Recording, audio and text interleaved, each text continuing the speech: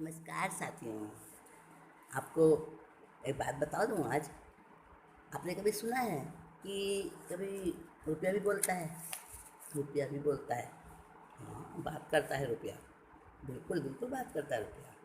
सुना नहीं है आपने? चलिए मैं आज आपको इसी के बारे में बताता हूँ, रुपया क्या बोल रहा है। मुझसे बातें सुनेंगे आज।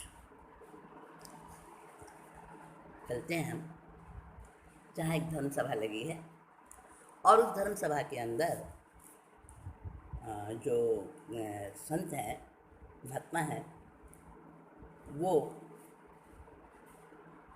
क्या कह रहे हैं सुनिएगा। आज मैं आप सब जिज्ञासु धर्म प्रेमी शुद्ध रसिक श्रोता समाज से एक प्रश्न पूछ रहा हूँ। सुनिए, प्रश्न है, जगत में सबसे ज़्यादा बोले, जगत में सबसे ज़्यादा बोले, बतलाओ ऐसा वो कौन? जी जी फिर से बोलिए गुरुदेव। जगत में सबसे ज़्यादा बोले, बतलाओ ऐसा वो कौन? स्वरतंत्री ना मिली उसे पर। जी जी, स्वरतंत्री, स्वरतंत्री यानी बोलने की शक्ति। स्वरतंत्री ना मिली उसे पर, सतत बोलता रहे न मौन। जगत में सबसे ज़्यादा बोले, बतलाओ ऐसा वो कौन? स्वरतंत्री ना मिली उसे पर, सतत बोलता रहे न मौन। बोलो वो बड़ बोला कौन?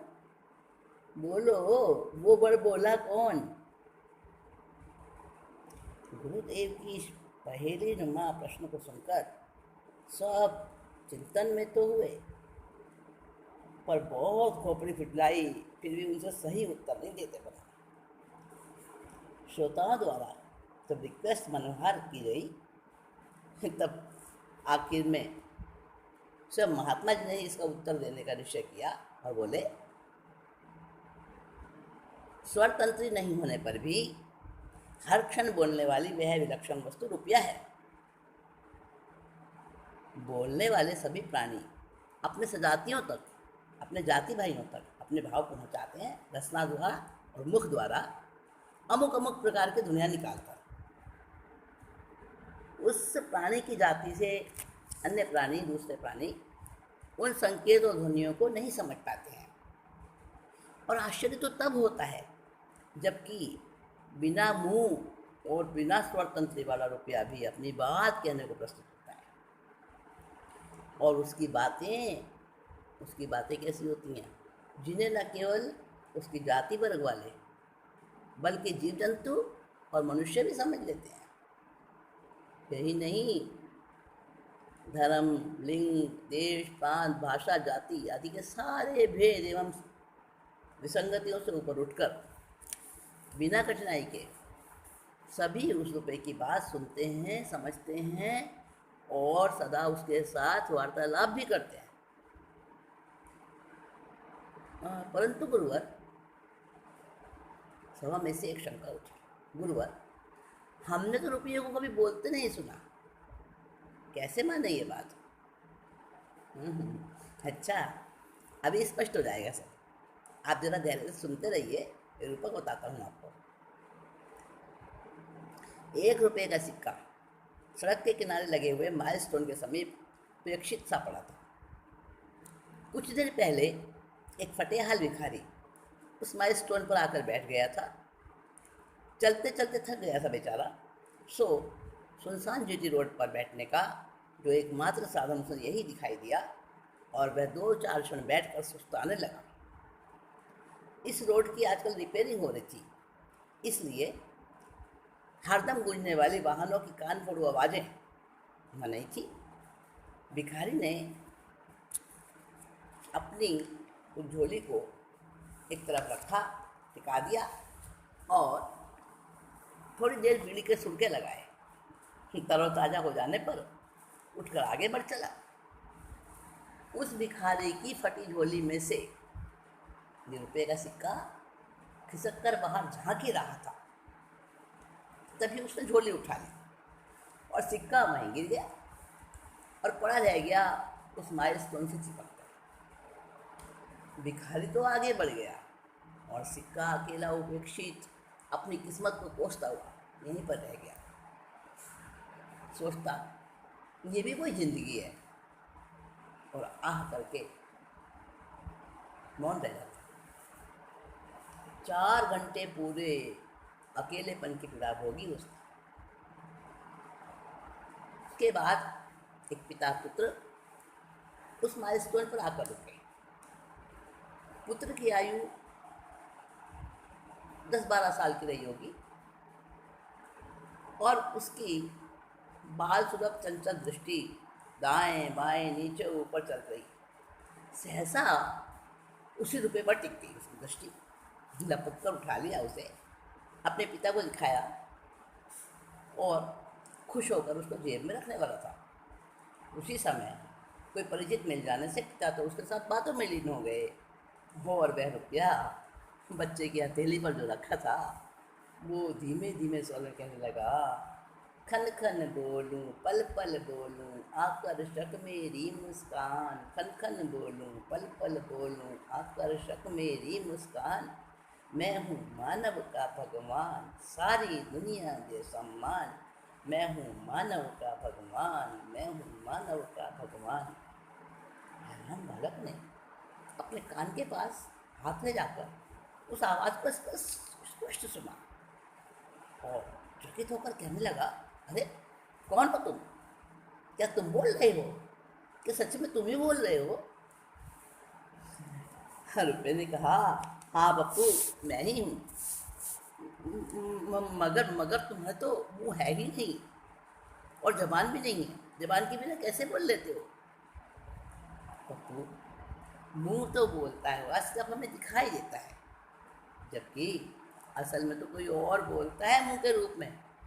अरे तुम तो बड़ी विचित्र बातें करते हो रुपये, बताओ तो जरा मुंह के रूप में कौन बोलता है? पप्पू मुंह और जबान तो महज मैग्नीफाइंग एजेंट्स हैं।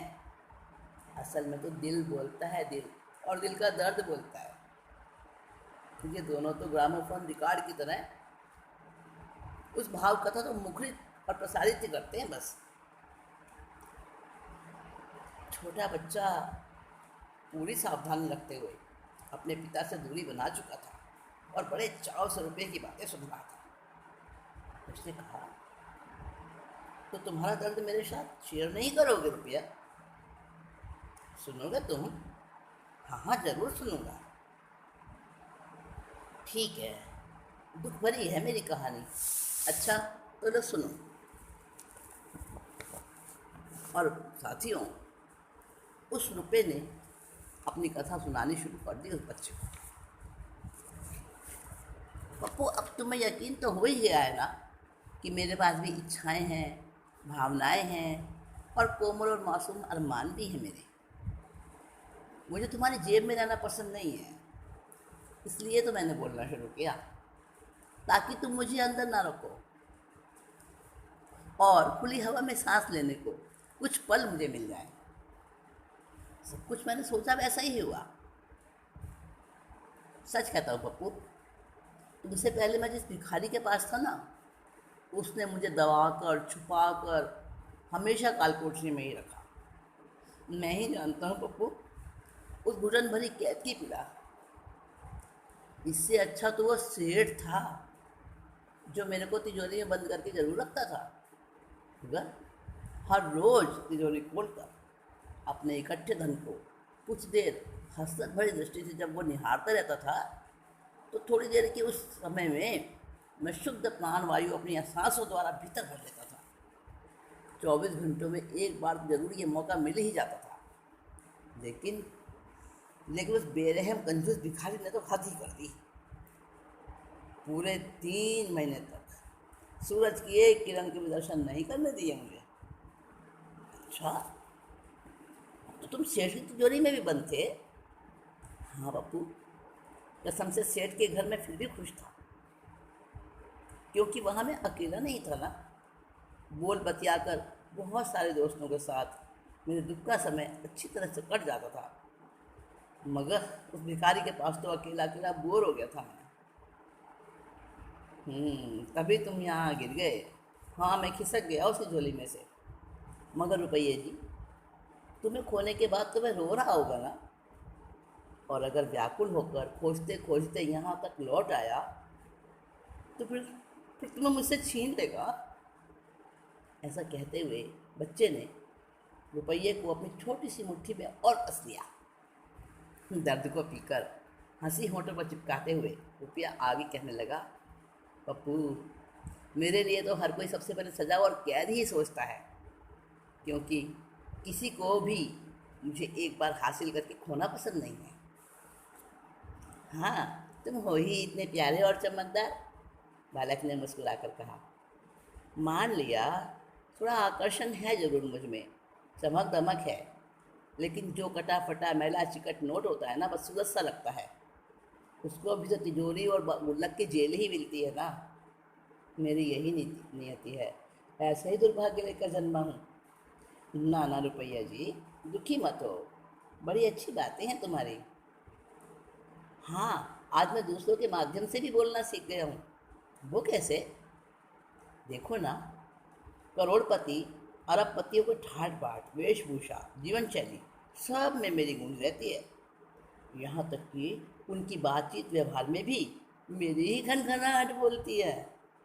उनकी हंसी में मेरी गरज साफ सुनाई देती है।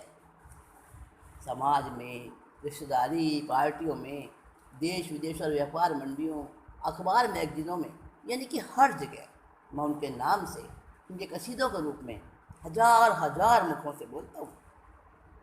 उनके सपनों में भी हर क्षण मैं ही गाता हूँ। हर समय धन कुबेरों को मैं दिखता हूँ, और वह मैं याद रहता हूँ। और उनके कानों में मेरी खनखनाहट हरदम गूंजती रहती है। पप्पू ने टोका। लेकिन रुपये जी, अब तो सिक्कों का नहीं, नोटों का ज़माना है। पप्पू, नोट भी तो गूंज पैदा करते हैं। तुम अभी छोटे हो, नादान हो। यूँ समझो कि सिक्कों की खनखनाहट हो, नोटों की जगमगाहट हो। सिक्कों की खनखनाहट हो, सोने की जगमगाहट हो, या नोटों की सरसराहट, हर रूप में मैं ही तो बोलता हूँ ना। तो है, मैं इतना बोलता हूँ कि सारे रिश्ते, पारिवारिक संबंध, कोमल भावनाएं सभी मेरे सामने मौन और निस्तेज हो जाते हैं। जिसके पास मैं रहता हूँ ना, वो सिर्फ मेरे में ही तल्लीन होकर सबसे, सारे दोस्तों परिजनों से, सबसे किनारा कर लेता है। मेरी बोली ऐसी करिश्माई है कि उसकी मुस्कान मर जाती है, शांति तिरोहित हो जाती है, प्रेम प्यार प्रदर्शन में बदल जाता है, सबसे कट जाता है धनपति। अपने माँ बाप, बीवी बच्चों से भी पराया होकर रहता है। उसकी हंसी बनावटी बन जाती है, चेहरे के मुखौटे बहुआयामी हो जाते हैं। स्वार्थ और अधिकाधिक अर्थार्जन उसका वही प्रबल बन जाता है। ऐसा व्यक्ति अपने स्वास्थ्य, प्रसन्नता और शारीरिक संतुलन को भी खो देता है। मेरे जबरदस्त प्रभाव से और सुनना, मेरे जबरदस्त प्रभाव से धर्म, संस्कृति, नैतिकता और कर्तव्यों में सबसे वो दूर होता जाता है। उसके निकट मेरी स्पीच ही सबसे ज़रूरी बन जाती है हर समय सुनने के लिए। रुपये जी, आप अपनी इतनी भद्दी पिक्चर तो दिखा रहे हो, पर आपके अभाव में भी तो जीवन और जीवन का विकास मुश्किल है ना। हाँ, तुम ठीक कहते हो बच्चे, मैं पाप कर्मों का बंधन कराने में सबसे आगे हूँ, लेकिन कुछ पुण्य कार्य भी तो कराता हूँ, और मुझे पाप का खजाना कहने वाले भी बहुत लोग हैं। मैं पुण्य के विपाक से मिलता हूँ, मगर पाप कारक निमित्त की हद तक लोग मेरे पीछे भागते हैं। मानव के पतन का दोषारोपण मुझ पर लगाने वाले बहुत लोग हैं, और इतने पर भी मेरे लिए हर शख्स तड़पता है, पागल बन जाने की हद तक। ये जो दोषारोपण मुझ पर लगाया है ना कि मैं इंसानों को पागल बनाता हूँ, मैं उनको बताना चाहता हूँ कि सारी बुराइयाँ मेरे दुरुपयोग द्वारा मानव खुद में लेकर आता है। मैं विकास प्रगति का आवश्यक साथी हूँ, मैं बुरा नहीं हूँ। अगर मैं ना हूँ तो कुछ भी ना हो।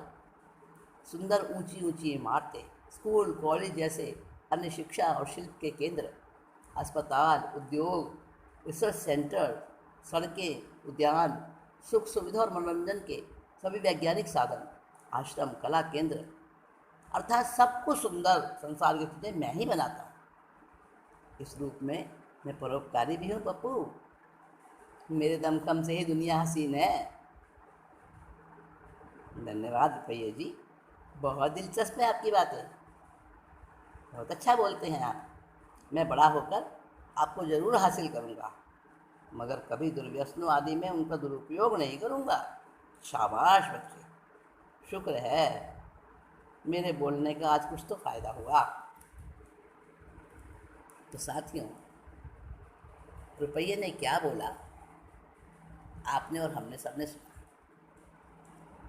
ये रुपया जो अपनी बात कह रहा है गलत भी नहीं है ना। अगर रुपया ना हो तो कैसे बने बड़ी बड़ी अट्टालिकाएँ, बड़े बड़े रिसर्च सेंटर, बड़े बड़े साइंस के और इंस्टीट्यूशंस, स्कूल कॉलेज अस्पताल और सड़कें और दुनिया भर के सारे पदार्थ, जितनी भी चीज़ें वस्तुएँ हैं हमें सुंदर दिखती हैं, हमें मनोरंजन आता है उनमें। कहाँ से मिलती हैं? रुपये से ही तो बनती हैं ना वो, और रुपये से ही तो अंतर्राष्ट्रीय व्यापार चलता है, संबंध बनते हैं। हाँ, तो रुपया अच्छा भी तो है, लेकिन जहाँ रुपये की बुराई आती है कि रुपये से ये व्यक्ति कट जाता है, सबसे दुनिया से हट जाता है, स्वार्थी बन जाता है, वगैरह वगैरह, शराबी बन जाता है, नशेबाज हो जाता है, जुआ खेलने लगता है और रुपया कमाने की धुन में। तो ये सब मनुष्य के अंदर जो बुराइयां हैं, उन बुराइयों की वजह से होता है, रुपये की वजह से नहीं होता। रुपया तो साधन है, और साधन को आप चाहें जैसा यूज़ कर लो। तो हमने रुपये की ये बातचीत सुनी, और जैसे उस पप्पू ने संकल्प लिया कि मैं कभी बुरे कामों में खर्च नहीं करूँगा, वैसे ही हम भी सोचें कि हमें कितना रुपया कमाना है, कहाँ लगाना है, किस तरीके से कमाना है और किस तरीके से उसको उपयोग करना है। देखिए, हमें कपड़ा कितना लंबा चौड़ा चाहिए ये हमारा शरीर बताता है। जितना हमारा शरीर होगा उसके हिसाब से हमारे कपड़े होंगे। और हमारा जूता कितना होना चाहिए, कितना बड़ा जूता पहने, वो हमारा पैर का साइज बताता है। हमारे चश्मे का फ्रेम कितने नंबर का होना चाहिए, ये बात हमारा चेहरा बताता है। हमारे चेहरे की मोटाई और उसकी रेंज बताती है। हमारे को हेड कितने नंबर का चाहिए, ये सारी चीज़ें हमारा शरीर तय करता है। हमारी कितनी बड़ी फैमिली हो, ये हमारा जीवन का आदर्श तय करता है। परंतु रुपया कितना हो एक इंसान के पास, इसका मापदंड कोई नहीं करता। मापदंड अगर हम करना सीख जाएं, अनाप शनाप जो पैसा आता है और उसका जो अनाप शनाप दुरुपयोग होता है वो सब बंद हो जाए, मेहनत का कमाएं और मेहनत से उसको खर्च करें। तो रुपया बोलता है, रुपया कह रहा है कि मुझे अच्छे कामों में लगाओ, तभी सार्थकता है। चलिए अब हम आगे चलते हैं। रुपया जी को यहीं छोड़ देते हैं बंधुओं, साथियों। अब चलिए और अपनी मंजिल पर आगे बढ़ने से हम धीरे धीरे मंजिल तक पहुंच पाएंगे। इतना ही कहकर विषय को विराम देती हूँ, और आप सब अगली बार तक के लिए इंतज़ार कीजिए। तब तक के लिए मुझे आज्ञा।